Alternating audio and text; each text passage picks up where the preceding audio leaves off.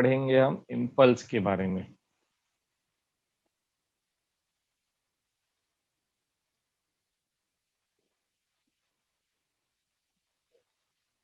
देखो इम्पल्स क्या होता है।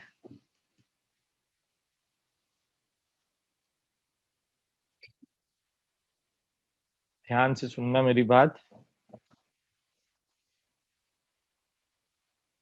इम्पल्स होता है, इम्पल्स इज, देखो इम्पल्स क्या होता है। Impulse is the product of a very large force acting for a very small time,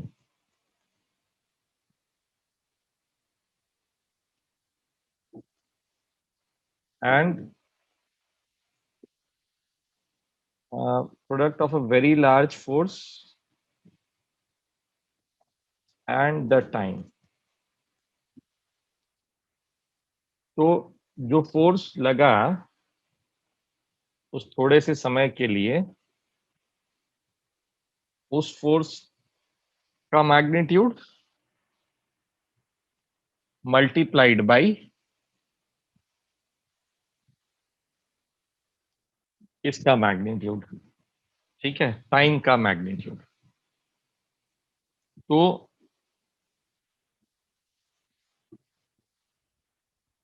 इसको हम लिखते कैसे हैं? तो इसको हम लिखते हैं impulse I vector is equal to f vector into f into delta t, sorry, f vector into delta t, ये होता है इम्पल्स आई। ठीक है, दिस इज आई वेक्टर। और हमेशा याद रखो जब भी इम्पल्स लगेगा, ठीक है, whenever impulse acts, there is a change in momentum of the object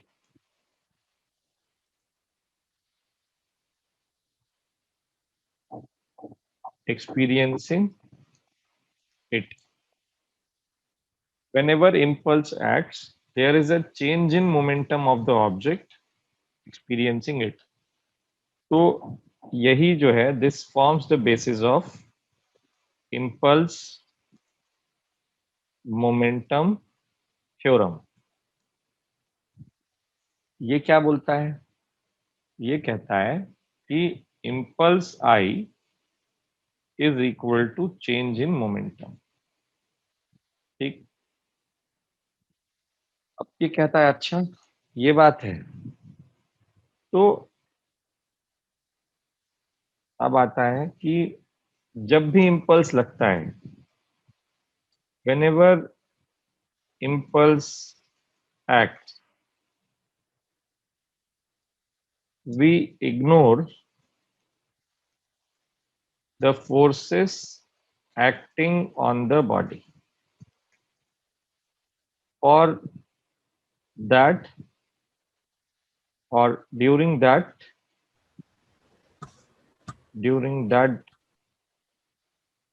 period, it's a small period, it's very small duration, right? तो उतने समय जब हम कोलिजन देखते हैं, कोलिजन होता है तभी इम्पल्स होता है ना, जब टकराओगे तुम कहीं जाके तभी इम्पल्स लगा। तो whenever impulse acts, we ignore the forces acting on the body during that period, that is a small duration। ठीक है, तो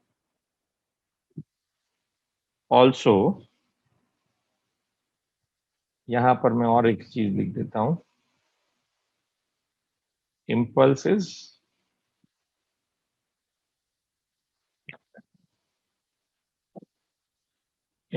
is the area under force time force time graph, ठीक है।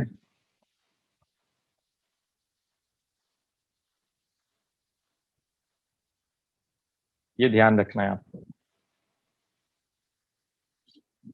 अब देखो बच्चों, तुमको ना मैं इसका बड़ा एग्जांपल देता हूँ बढ़िया सा, देखो सुनो, सब ध्यान से सुनना मेरी बात, ठीक है। रिकॉर्ड कर रहा हूँ ना इसको, हाँ। तुम दीवार पे अपना सर लगा के खड़े हो जाओ, जाओ तो सब सर खड़े लगा के खड़े हो जाओ दीवार पे अपना,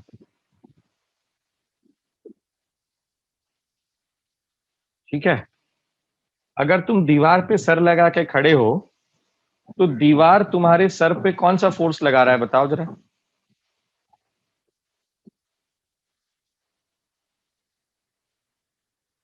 कौन बता रहा है मुझे इसका आंसर। ये तुम्हारा सर है, तुमने दीवार पे सर लगाया और तुम खड़े हो।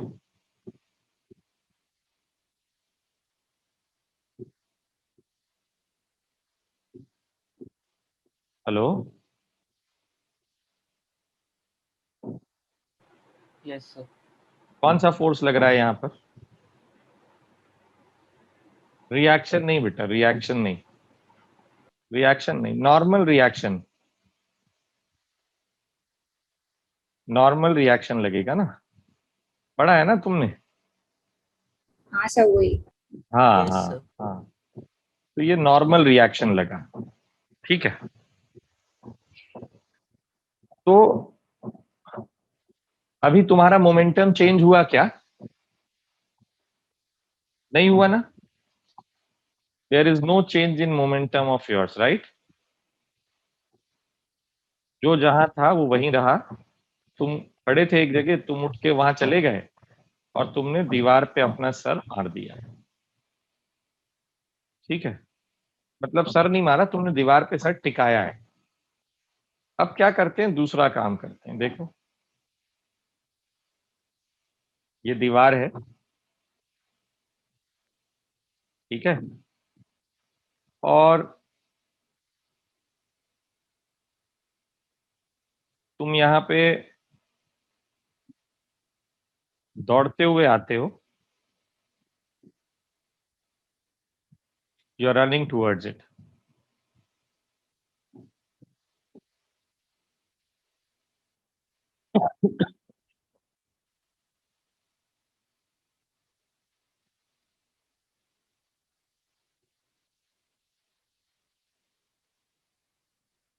तुम यहाँ दौड़ते हुए आ रहे हो इसकी तरफ, ठीक है। और फिर तुम अपना सर इससे टकरा देते हो, तो तुम्हारा मोमेंटम क्या होगा, तुम्हारे मोमेंटम को, तुम्हारा सर फूटेगा या नहीं फूटेगा, बोलो भाई, हाँ या ना। हाँ सर। तुम यस हल्क सर। तो हो नहीं, हल्क, हल्क होता तो निकल लेते तुम आगे, पर तुम्हारा यहाँ पर ये धड़ाम की आवाज आई और तुम्हारा सर फूट गया, ठीक है। अब तुम्हारे मोमेंटम में चेंज आया है या नहीं आया है, यस सर। आएगा ना मोमेंटम में चेंज। यस। Yes sir. तुम्हारा यहाँ जो मोमेंटम था वो तुम रुक गए यहाँ पर, ऐसा तो नहीं है तुम इसके तुरंत उठोगे और पीछे दौड़ने लगोगे, अरे दीवार से टकरा गया, कोई बात नहीं, कोई बात नहीं, है ना। तो there is a change in momentum of yours, right. Now this is the first thing. अब जब भी कोलिजन होगा, जब भी कोलिजन होगा, we always observe the colliding bodies just before and just after the collision. We always observe the colliding bodies just before and just after the collision. बहुत देर पहले तुम्हारी मम्मी तुमको समोसा चाय खिला रही थी, हलवा खिला रही थी, इससे कोई लेना देना नहीं है तुमको। समझ आया? और ये टकराने के बाद क्या हुआ होगा? तुम अस्पताल पहुंचे या नहीं पहुंचे, है ना? सर पे तुमने पट्टी लगाई, चोट लगाया, तुम चोट पे तुमने मरहम लगाया, वो सब उससे कोई मतलब नहीं है हमको। वी आर वेरी, क्या बोलते हैं उसको, इनसेंसिटिव पीपल। हमें बस इतना मतलब है कि भाई इस समय इम्पल्स लगा, ठीक है, इस समय इम्पल्स लगा और तुम्हारा मोमेंटम जो m इंटू वी था वो 0 हो गया। क्लियर? तो यहां पर अगर मैं पॉजिटिव एक्स एक्सिस इसको लेता हूं और इसको वाई एक्सिस लेता हूं, तो plus I vector is equal to M V minus I cap minus initial, ये final, sorry, final momentum is 0 minus initial momentum is M V minus I cap. ये माइनस आई कैप क्यों लिखा मैंने? क्योंकि ये नेगेटिव एक्स एक्सिस की तरफ जा रहा है।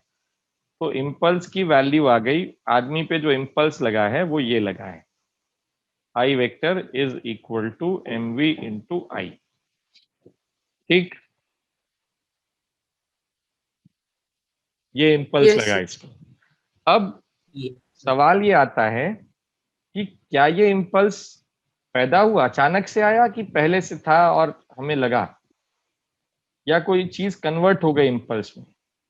तो इम्पल्स यूजुअली जो है,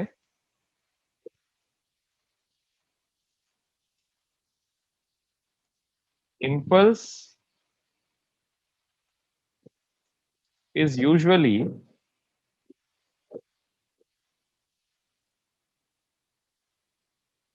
uh,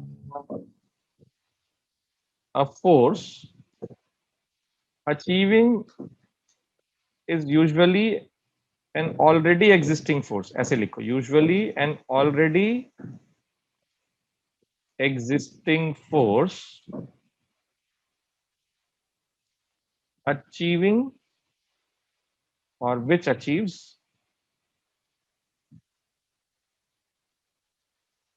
a very large value।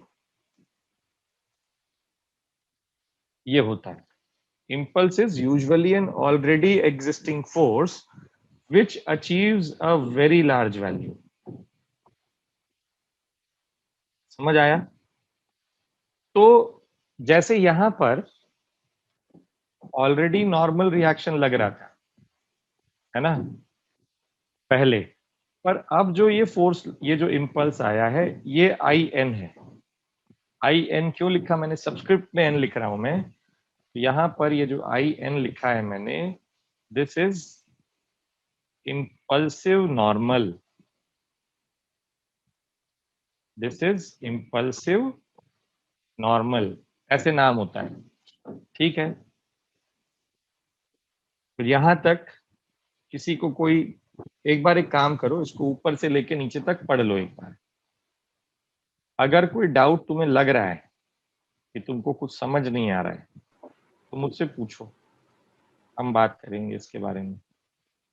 ठीक है, और ये सारे पॉइंट्स अपने दिमाग में बैठाते जाना इसको, है ना, ये बहुत इंपॉर्टेंट पॉइंट्स है, तभी सवाल कर पाओगे, नहीं तो कुछ नहीं होगा तुमसे।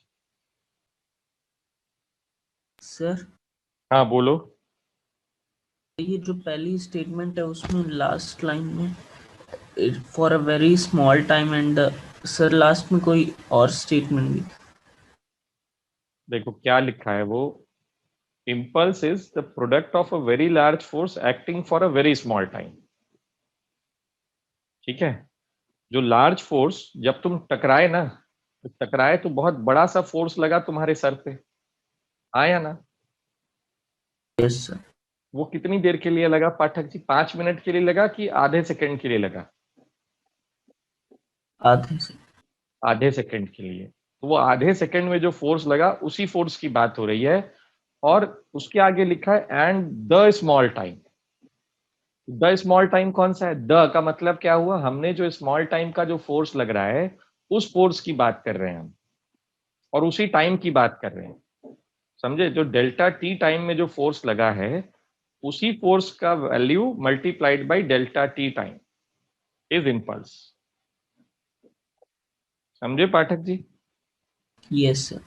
हाँ, तो वो इसीलिए मैंने वहां जबरदस्ती मेंशन किया उसको, acting for a very small time. एक काम कर लो ना तुम लोग, इसको ये यहां पर ब्रैकेट चाहो तो डाल सकते हो, वैसे ब्रैकेट में कर लो। तो जितने टाइम के लिए वो फोर्स लगा है उसी टाइम से उस फोर्स को मल्टीप्लाई करना होता है। ठीक है भाई? बाकी सारे बच्चों को समझ आया नहीं आया है? और कुछ पूछना है किसी को? अच्छा, अगर किसी को डाउट नहीं है तो चैट विंडो पे जाके नो डाउट्स लिख दो। सर इम्पल्स हमेशा नॉर्मल के इम्पल्सिव नॉर्मल ही होगा? नहीं नहीं, बहुत कुछ हो सकता है। देखो मैंने यहाँ लिखा है रानिया कि impulse is usually an already existing force which achieves a very large value। ठीक है? जैसे एग्जाम्पल के लिए देखो रानिया, तुम्हारी बात करते हैं तो तुमको चमकेगा। तो यहाँ पे क्या है रानिया, एक ये झूला लगा हुआ है, झूला। झूला जानती हो ना रानिया तुम? हाँ सर। बहुत बढ़िया। तो ये एक झूला लगा हुआ है, ठीक है? साइड से देख रहे हैं हम लोग, तो ये झूला ऐसे स्विंग कर सकता है, ये तो पता है हम सबको, आगे पीछे जा सकता है। पर रानिया तुम्हारा मन हुआ कि तो मेरे को तो इस झूले पे ना ऊपर से कूदना है। यहाँ एक पेड़ लगा हुआ है, ठीक है? यहाँ एक पेड़ रखा है, ये पेड़ की डाली वाली मान लो इसको, और ये बड़ा सा एक पेड़ है यहाँ पर, ठीक है? तुमने क्या किया रानिया, यहाँ पर पेड़ टाइप का पेड़ बना देता हूँ पहले मैं।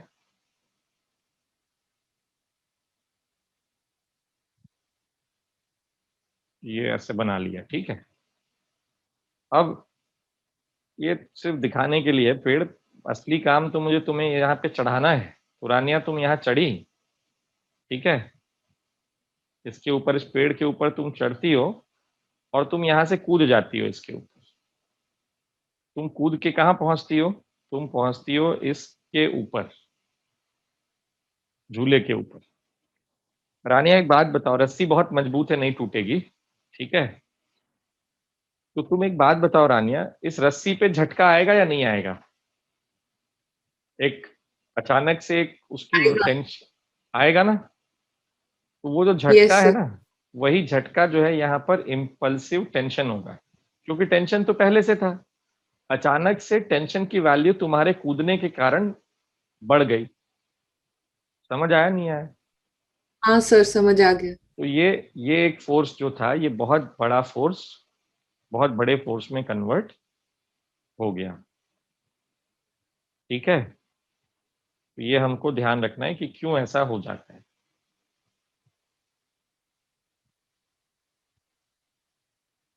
चलो, और कोई, और कोई डाउट किसी को?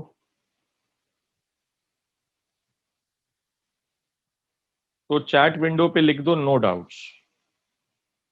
सिर्फ श्रेष्ठ ने लिखा है नो डाउट्स, बाकी सब भी लिखो बे। निधि समझ आ रहा है बेटी? Yes, sir. ओके, चलो गुड हर्षदा। अब चलो आगे चलते हैं यहाँ से, ठीक है? अब इस पे एक सवाल करते, देखो इम्पल्स के सवाल होते कैसे हैं। तो नॉर्मल केसेस में इम्पल्स के सवाल देखो, यहाँ पर ये एक सीलिंग है और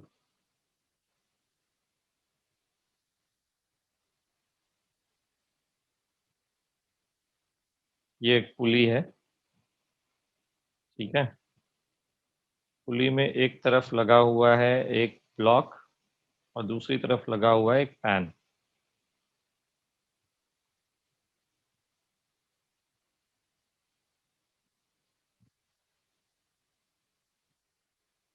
तो इधर लगा हुआ है पैन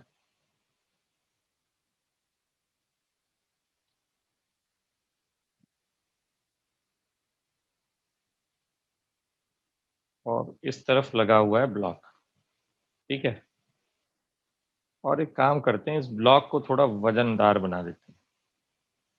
एक मिनट,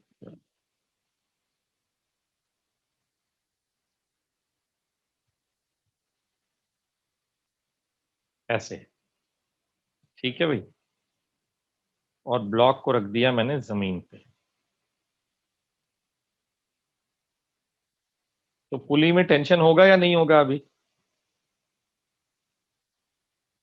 सभी लोग बताएंगे भाई, पुली में टेंशन होगा कि नहीं होगा?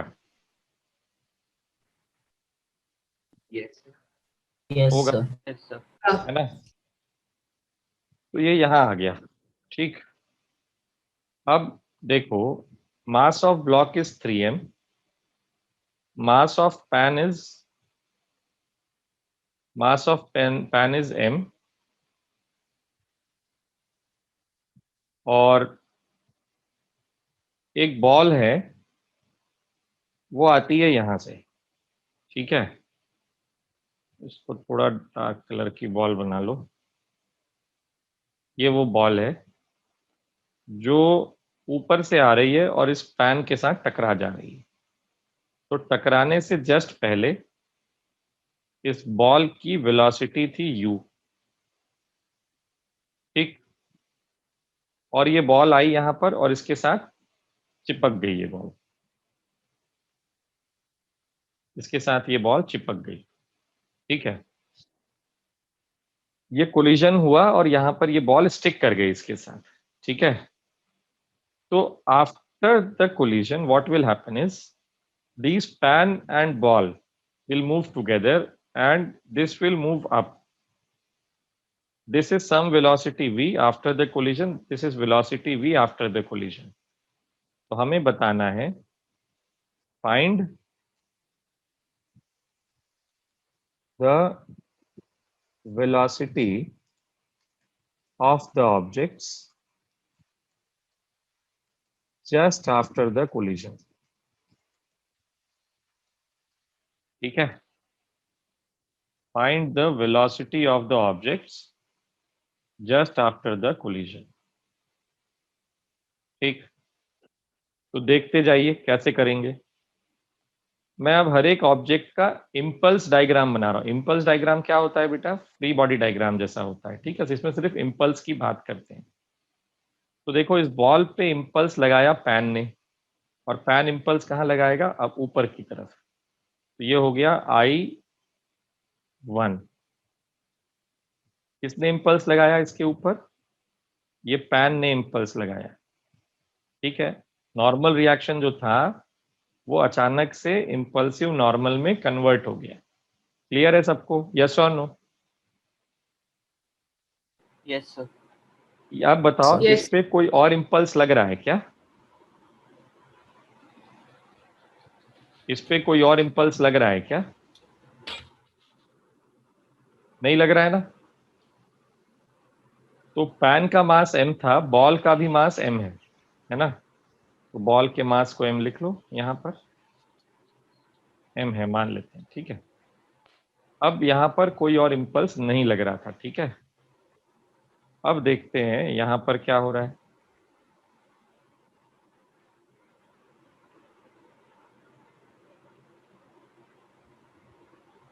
देखिए, इस स्प्रिंग ने एक इम्पल्सिव टेंशन लगाया IT अपवर्ड्स, और ये जो पैन ने उसके ऊपर इम्पल्सिव नॉर्मल लगाया था, इसको IN मान लो। है, वो इसने वापस दे दिया इसको। एक्शन का रिएक्शन होता ही है। इनिशियल वेलोसिटी 0 थी, फाइनल वेलोसिटी v है डाउनवर्ड्स, और मास इसका भी m है मास। ठीक, अब ये बड़े वाले ब्लॉक को देखते हैं। इसमें क्या हुआ, इसमें ये रस्सी का झटका लगा और ये है IT और इसकी वेलोसिटी थी 0 फाइनल इनिशियल और फाइनल वेलोसिटी है v और इसका मास है 3m। भाई ये इम्पल्स डायग्राम आप सबको समझ में आया है या नहीं आया है, बताइए।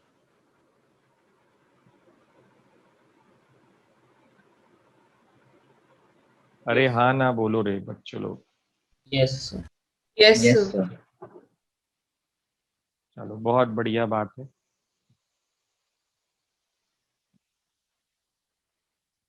हर्षदा समझ आया नहीं आया, हर्षदा, निधि, आदि। Yes, sir. Yes, sir. कियान आया है कि नहीं आज क्लास में? Yes sir. कियान तुमको आज का तो लेक्चर समझ आ रहा होगा बेटा तुमको? हाँ सर। हाँ ये इजी है, अभी इसमें डिफिकल्ट नहीं है कुछ भी, है ना। अब हाँ। देखो यहाँ पर IN को देखोगे, अगर तुम IN को देखोगे तो ऊपर ये x एक्सिस है और ये y एक्सिस है, तो लिखते जाओ -IN। अपवर्ड डायरेक्शन को पॉजिटिव लेना, नेगेटिव लेना है, मान लो नेगेटिव ले रहे हो तुम, तो -IN is equal to final momentum इसका क्या है, नीचे की ओर है तो पॉजिटिव हो गया, माइनस इनिशियल मोमेंटम भी नीचे की ओर है तो वो पॉजिटिव ही रखा मैंने इसको। अब यहाँ देखो फिर से यहाँ -IT प्लस IN, ये इम्पल्स हो गया, net impulse is equal to MV। Clear.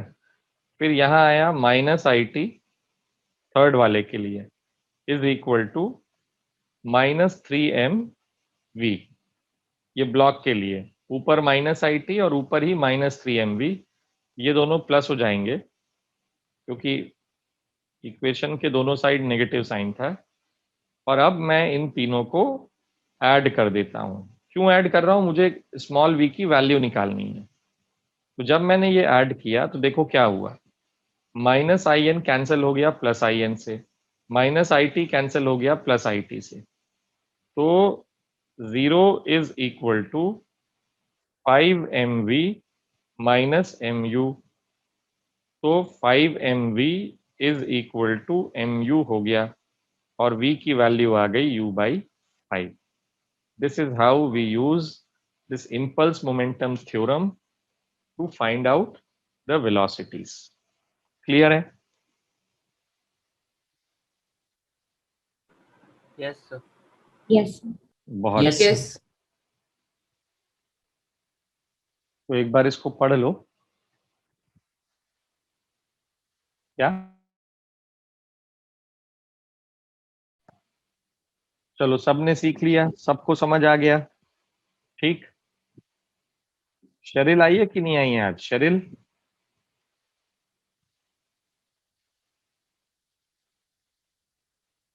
अच्छा ये आई नहीं है आज। चलो तो एक बार एक काम करो, सब लोग लॉग आउट करके, सब लोग एक बार लॉग आउट कर जाओ। मैं ये एंड कर रहा हूँ, मीटिंग को एंड करके फिर चालू करता हूँ, ठीक है। लॉग इन कर लेना तुम Okay. लोग क्योंकि ये बंद हो जाएगा रिकॉर्ड। थैंक यू श्रेष्ठ। तो हम कोलिजन्स पढ़ने जा रहे हैं। दो टाइप के कोलिजन होते हैं, एक होता है डायरेक्ट या हेड ऑन और दूसरा होता है इनडायरेक्ट या ऑब्लिक, ठीक है। तो देखो हम कोलिजन की बात करेंगे हमेशा रिजिड बॉडीज की, ठीक है। किस टाइप के बॉडीज के कोलिजन की बात करेंगे? रिजिड बॉडीज की, मतलब कोई डिफॉर्मेशन नहीं होगा बॉडीज में, ठीक है। तो अब देखो यहाँ पर क्या हो रहा है, ये एक वॉल है, ठीक है, और ये जो है this is a ball, right. Now what will happen is this ball approaches this wall,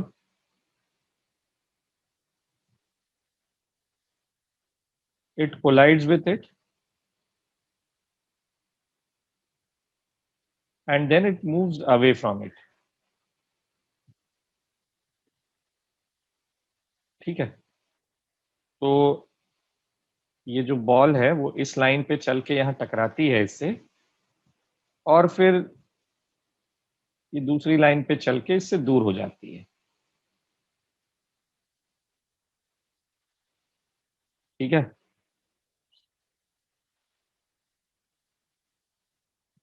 अब देखो बच्चों, जहां पर कोलिजन हुआ उस पॉइंट को, ये वाला पॉइंट होगा, the ball will touch the wall only at a fix point.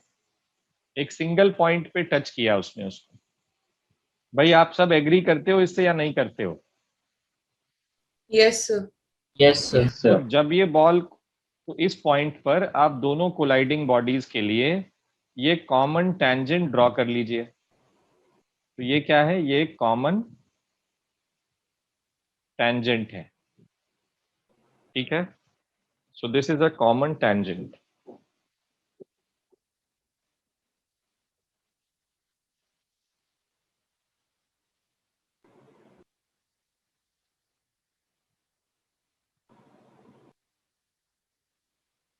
ठीक, अब यहां पर ये वेलोसिटी u है, और उस कॉमन टेंजेंट के लिए उस पॉइंट ऑफ इम्पैक्ट पे, कौन सा पॉइंट था ये बेटा? इसका नाम क्या था? इस पॉइंट का नाम था पॉइंट ऑफ इम्पैक्ट। ठीक है, this is point of impact.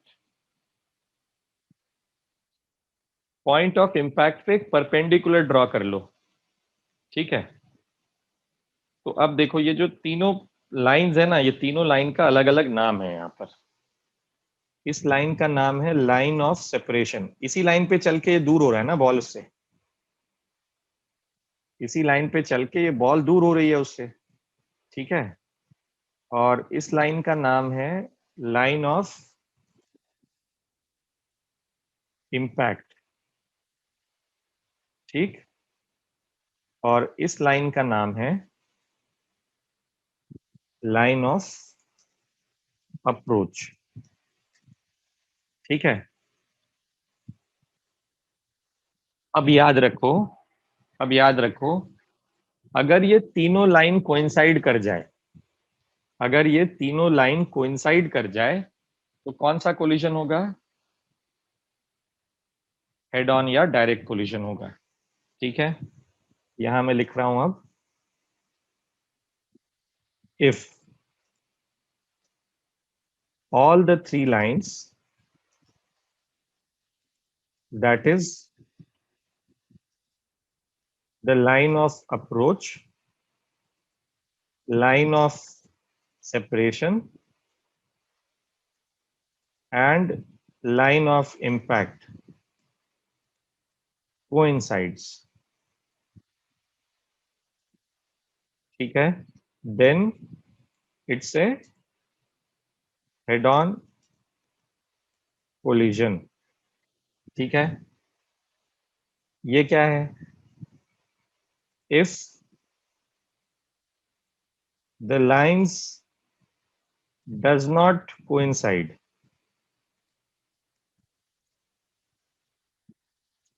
then it's a oblique collision। ठीक है, तो अभी कौन सा कोलिजन हो रहा है ये? कौन बताएगा मुझे?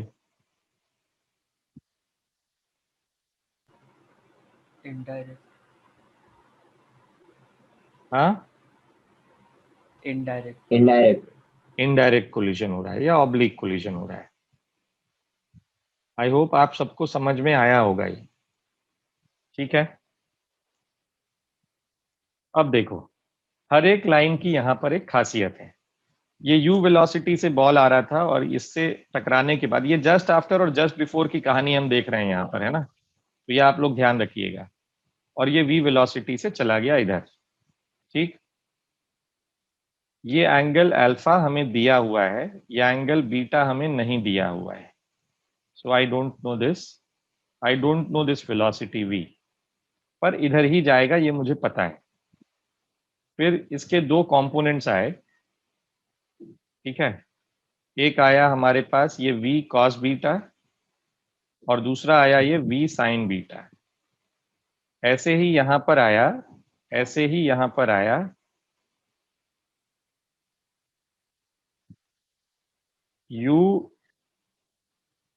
u sin अल्फा और u cos alpha.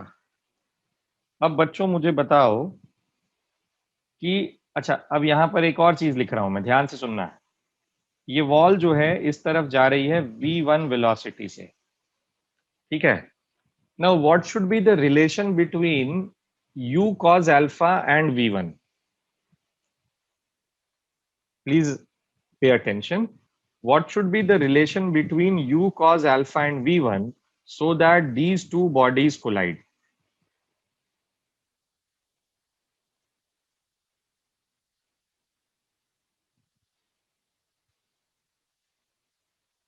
Anyone?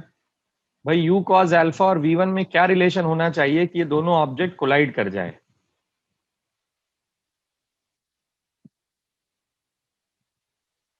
U cos alpha should be more than V1 so that it collide. Very good, शाबाश। बहुत ऑब्वियस ही बात है भाई, तुम्हारे सामने तुम्हारा दोस्त दौड़ रहा है, तुम्हारी वेलोसिटी उसके रिस्पेक्ट में कम होनी चाहिए, ज्यादा होनी चाहिए या बराबर होनी चाहिए कि तुम उसको पकड़ पाओ? ऑब्वियसली तुम्हारी स्पीड ज्यादा होनी चाहिए। तो यहां पर वेलोसिटी ऑफ अप्रोच क्या हो गई? u cos alpha minus v1, ठीक है। This is what, this is velocity of, in fact this is magnitude of velocity of approach, ठीक है। अब एक बात बताओ, आफ्टर कोलिजन ये वॉल बहुत मासिव है, तो wall remains moving with velocity v1। Collision के बाद दीवार उसी वेलोसिटी से जाती रही, पर तुम इधर दौड़ पड़े v cos बीटा से, वापस बॉल वापस आ रही है। अब मुझे बताओ, बॉल इस दीवार से किस वेलोसिटी से दूर जा रही है? दीवार के रिस्पेक्ट में बॉल किस वेलोसिटी से दूर जा रही है? v cos beta. V cos beta. v cos beta plus v1। Relative motion पढ़ा था तुमने काइनेमैटिक्स में, याद करो। जब ऑपोजिट डायरेक्शन में ऑब्जेक्ट्स जाते हैं तो ये A है, ये B है, ये 2 मीटर पर सेकंड से जा रहा है, ये 3 मीटर पर सेकंड से जा रहा है, तो speed of B with respect to A क्या हो जाता था? ऐड होता था, नहीं होता था? याद आया? Yes, sir. नहीं आया हो तो ये देख लो, इक्वेशन सामने लिखा है तुम्हारे, VBA is VBG minus VAG, right? So this is 2 I cap minus of 3 minus I cap. So this is 5 I cap metre पर सेकेंड, ठीक। तो यहां पर, अरे रे ये क्या हुआ, हाँ, यहां पर वेलोसिटी ऑफ सेपरेशन क्या है? v cos beta plus v1। This is what, this is velocity of separation, ठीक है। तो अब हमने ये तो समझ लिया है ना, तो फिलहाल के लिए हम v1 को 0 लिखेंगे। v1 is 0 for us, right. तुमको वेलोसिटी ऑफ सेपरेशन और वेलोसिटी ऑफ अप्रोच निकालना मैंने अभी सिखाया है, ठीक है। अब देखो बच्चों, लाइन ऑफ इम्पैक्ट की क्या क्या इंपॉर्टेंस है। बहुत इंपॉर्टेंट होता है लाइन ऑफ इम्पैक्ट हमारे लिए, ठीक है। तो फर्स्ट पॉइंट क्या है इसका? तो फर्स्ट पॉइंट है लाइन ऑफ इम्पैक्ट का, impulse acts along this line. Impulse acts along this line. Second, Newton's law of collision is valid along it. ये क्या होता है? ये होता है E times ब्रैकेट में लिखो velocity of approach is equal to velocity of separation. ठीक है, E times velocity of approach is equal to velocity of separation. Third,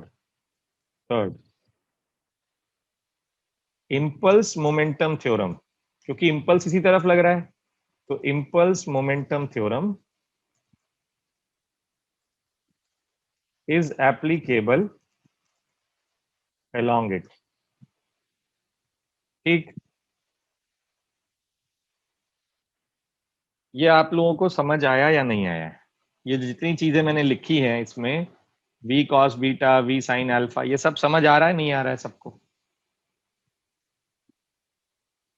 अब इसमें Yes, sir. ये जो E आया है, हाँ एक चीज मैं भूल गया, ये जो E है इसका नाम है coefficient of restitution. Coefficient of restitution, its value lies in between 0 and 1. 0 होता है ये परफेक्टली इनइलास्टिक के लिए, और 1 होता है ये परफेक्टली इलास्टिक के लिए। ठीक, तो ये कहानी है इसकी। ठीक है, आज मैं तुमको इससे ज्यादा नहीं पढ़ाऊंगा, तुम धीरे धीरे चबाओ इसको, अगले हफ्ते फिर हम बात करेंगे इस पे। तो पर शुरू से लेके आखिरी तक अभी जो लिखा है मैंने स्लाइड में उसको एक बार पढ़ लो पूरा, और अगर कोई भी डाउट है तो मुझसे पूछो। भाई कोई डाउट है तो पूछ लीजिए आप लोग सब।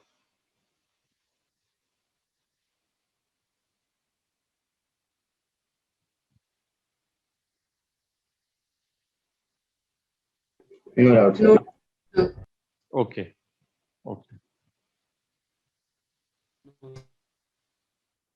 चलो तो आज के लिए इतना ही। ठीक है, जाओ आरडी सर की क्लास की तैयारी करो। Bye. Thank you, sir. Bye. Thank you, sir. Thank you, sir. Bye. Bye. Thank Thank you, sir.